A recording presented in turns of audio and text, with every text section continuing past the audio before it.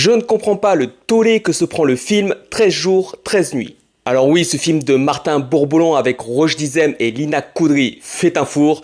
Personne ne va le voir et le peu de retours que j'ai vus sont assez négatifs. Cette histoire inspirée de faits réels se passe en août 2021 à Kaboul. Les talibans prennent d'assaut la capitale et le commandant Mohamed Bida ainsi qu'une poignée de ses hommes assurent la sécurité de l'ambassade de France. Ils vont tenter l'évacuation d'un convoi de la dernière chance pour fuir l'enfer et le chaos de Kaboul.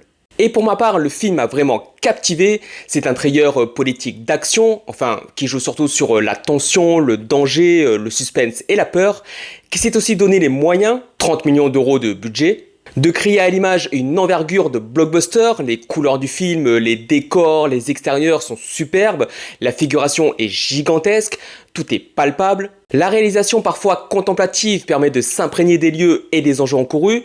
Alors elle est parfois peut-être un peu trop posée et manque d'un peu de nervosité, il faut l'avouer, mais c'est au moins toujours bien cadré en grand angle. Les péripéties s'enchaînent toujours et resserrent les taux sur une évacuation toujours plus stressante et mortelle.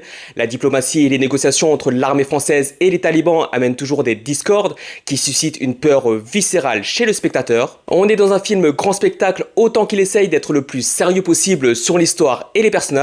Alors les dialogues sont peut-être un peu trop verbeux, c'est vrai, pour ce genre de film où chaque seconde est normalement un empressement.